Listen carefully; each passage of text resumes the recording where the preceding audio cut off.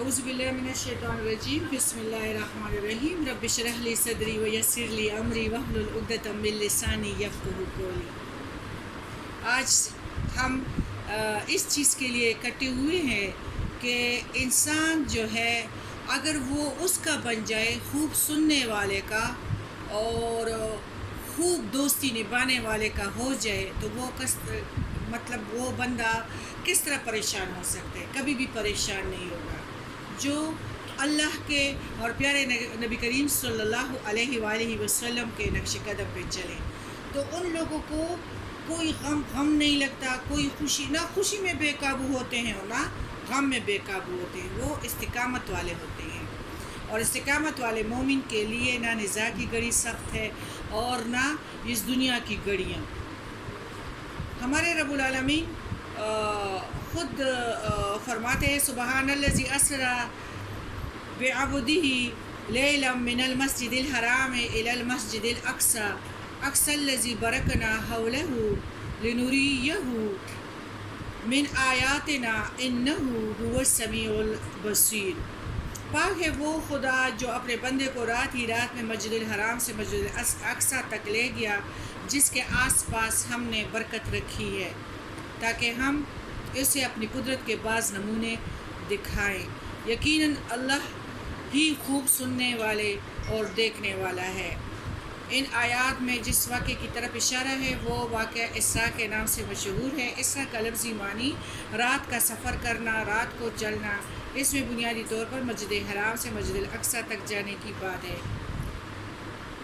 حدیث کی کتابوں میں پھر مسجد اقصی سے آگے آسمانوں تک جانے کی بھی بات ہے۔ اس سفر کا مقصد کیا تھا؟ قرآن پاک میں آیا ہے تاکہ ہم آپ صلی اللہ علیہ وآلہ وسلم کو اپنی نشانیاں دکھائیں، اپنی آیات دکھائیں۔ پھر اگر ہم مانیں کہ معراج رجب میں تھی یا اس رات میں تھی، تو اصل چیز تو پھر وہ واقعہ ہے جو پیش آیا ہے۔ پھر واقعہ بھی صرف واقعہ نہیں، اس کا مقصد کہ کیوں یہ واقعہ پیش ہے، وہ واقعے کا مقصد کیا ہے۔ اصل میں جو ہم رجب کی طرف اس کو لے کے جاتے ہیں، تو پہلے بھی جس طرح ہمارے پرانے لوگ بھی نا، بچے جب پیدا ہوتے تھے تو کہتے تھے کہ بس گندم پیلے ہو گئے تھے یا خربوزے نکل آئے تھے، تو پہلے لوگ بھی اس ڈیٹ کی طرف دھیان نہیں دیتے تھے کہ یہ کب ہوا ہے۔ ہمارے پیارے نبی رجب کو گئیں گے، اس کے بارے میں کوئی پتہ نہیں ہے۔ جس طرح ہمارے پیارے نبی کریم صلی اللہ علیہ وسلم جو ربیع اول کو پیدا ہوئے ہیں نا، تو ضروری نہیں ہے کہ وہ 12 ربیع اول کو پیدا ہوئے ہیں، کیونکہ پہلے لوگ دھیان نہیں دیتے تھے۔ آج کل تو دیتے ہیں نا، پہلے لوگ اس چیز کو دھیان نہیں دیتے تھے، تو اس کا کچھ پتہ نہیں ہے کہ یہ رجب میں ہوئے ہے۔ لیکن ہاں، ضرور ہمارے پیارے نبی کریم صلی اللہ علیہ وآلہ وسلم سورہ نجم میں بھی ہے کہ آسمانوں کی طرف گئے ہیں، اور آسمان پر جانے کا، سدرۃ المنتہا، اس کے آس پاس کی چیزوں کو دیکھنے کا اشارہ بھی ہے۔ اور اس کے بھی آخر میں جو بات فرمائی گئی وہ یہ ہے کہ آپ صلی اللہ علیہ وسلم نے وہاں اپنے رب کی بڑی بڑی نشانیاں دیکھیں، اور آپ کو معراج کیوں کروائی گئی تھی، آسمانوں پر کیوں لے جایا گیا، یہ سب منظر کیوں دکھایا گیا، تاکہ آپ صلی اللہ علیہ وآلہ وسلم عین الیقین کچھ حقائق ملاحظہ فرمائے اور آ کے لوگوں کو بتائے، اور وہ لوگ ان سے فائدہ اٹھائیں۔ اس صورت میں ترجمہ یوں ہے: قسم ہے ستارے کی جب وہ جھکے، تمہارے ساتھی نے نہ راہ گم کی ہے اور نہ ٹھہری ہے، اور نہ اپنی نفسانی خواہشوں سے کوئی بات کہتے ہیں، یعنی من گڑت کوئی دل کی بات نہیں کرتے۔ وہ قرآن تو صرف وہی ہے جو اتاری جاتی ہے، اور اسے پوری طاقت والے فرشتے نے اسے سکھایا ہے جو زوراور ہے۔ وہ سیدھا کھڑا ہو گیا اور بلند آسمان کے کناروں پر تھا، یعنی فرشتہ پھر نزدیک ہوا اور اتر آیا، بس 2 کمان کا فاصلہ رہ گیا، بلکہ اس سے بھی کم۔ پھر اس نے خدا کے بندے کو پیغام پہنچائے، جو بھی پہنچائے، جو دیکھا اس میں پیغمبر کے دل نے جھوٹ نہیں کہا۔ تم جھگڑا کرتے ہو اس پر جو پیغمبر دیکھتے ہیں، اسے تو ایک مرتبہ اور دکھایا تھا سدرۃ المنتہا کے پاس۔ البتہ تحقیق آپ صلی اللہ علیہ وسلم نے دیکھا تھا جبرائیل علیہ السلام کو ایک اور مرتبہ سدرۃ المنتہا کے پاس، اس کے پاس جنت الماوا، جب سدرہ کو چھپائے ہوئے جا رہی تھی، اور جو چیز چھپائی جا رہی تھی وہ نگاہ بہکی نااہل سے بڑھی۔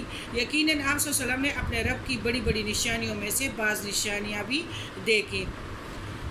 ہمارے لوگ جو ہے جو اصل ہوتے ہیں، یعنی علم کے لیے قلم کو اٹھاتے ہیں، علم کے لیے وقت کو نکالتے ہیں، تو ان کو وہ شرک اور بدعت سے اکثر پھر بہت سارے دور ہو جاتے ہیں۔ بدعت جو ہے شرک سے بھی بدتر چیز ہے، اور بدعتی بندے کی بھی دعا قبول نہیں ہوتی، اور بدعتی بھی علیین میں ہوگا، جو جہنم ہے، اور ان کی روح علیین اور سجین میں، اور نیکوکار جو بدعت سے اپنے آپ کو بچاتے ہیں تو وہ لوگ علیین میں جائیں گے، اور ادھر بھی انشاءاللہ پرسکون طریقے سے وہ زندگی گزاریں گے۔ آپ صلی اللہ علیہ وسلم سو رہے تھے، ان میں سے اگلے نے پوچھا کہ ان سب میں کون ہے؟ فرشتے 3 مرتبہ آئے تھے، اور نبی کریم صلی اللہ علیہ وسلم کچھ بندوں کے ساتھ سوئے تھے، تو فرشتے کہتے تھے کہ ان میں ہمارا نبی کہاں ہے؟ تو وہ کہتے تھے جو لوگوں میں قریب سوئے ہیں اور جو سب سے پیارے ہیں، یعنی افضل ہے، تو پھر وہ کہتے تھے بس یہی ہے، یہی ہمارے نبی ہیں۔ اس رات صرف اتنا ہی ہوا کہ آپ صلی اللہ علیہ وسلم نے انہیں فرشتوں کو نہیں دیکھا۔ دوسری رات پھر وہ تینوں آئے، اور اس وقت بھی آپ صلی اللہ علیہ وسلم سو رہے تھے۔ آپ کا سونا اس طرح کا تھا کہ آنکھیں سو رہی ہوتی تھی اور دل جاگ رہا تھا۔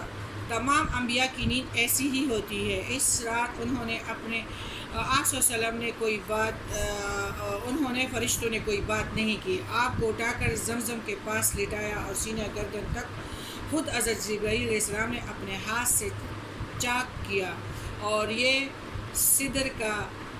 شک صدر کا واقعہ دوسری مرتبہ ایک بی بی حلیمہ کے گھر میں جب تھے تو جبرائیل علیہ السلام آئے تھے، اور یہ جب معراج پہ لے کے جا رہے تھے۔ تو آج کل یہ جو ڈاکٹروں نے جو کوئی کام کیا ہے کہ آپریشن ہوتے ہیں، تو یہ کوئی نرالا کام نہیں ہے۔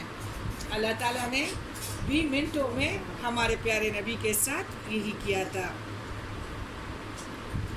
آپ صلی اللہ علیہ وآلہ وسلم کے ساتھ پھر یہ ہوا کہ جبرائیل علیہ السلام آئے، اور جو آپ صلی اللہ علیہ وسلم کے پاس ایک سواری لائی گئی جو بہت تیز رفتار تھی، جس کا نام بوراک ہے، یعنی برق، بجلی کی طرح برق رفتار تھا، اتنا تیز کہ جہاں نگاہ جا کر رکتی تھی قدم اس کا وہاں ہوتا تھا۔ حضرت جبرائیل علیہ السلام نے اس کو پکڑ کر حضرت محمد صلی اللہ علیہ وسلم کو سوار کیا۔ آپ نے سوار ہونے کا جب ارادہ کیا تو بوراک وہ اس قدر شوہی میں آ گیا اور اس طرح تیزی کرنے لگا۔ حضرت جبرائیل علیہ السلام نے اس کے کان میں کہا، کیا تجھے معلوم ہے کہ آپ صلی اللہ علیہ وآلہ وسلم سے زیادہ مکرم اور محترم کوئی نہیں ہے جو تجھ پر سوار ہوا ہے؟ یہ سن کر بوراک جو تھا وہ پسینے پسینے ہو گیا۔ یہ ترمذی کی روایت ہے، جہاں جہاں جو آئے گی روایات انشاءاللہ ہم آپ کو بتاتے جائیں گے۔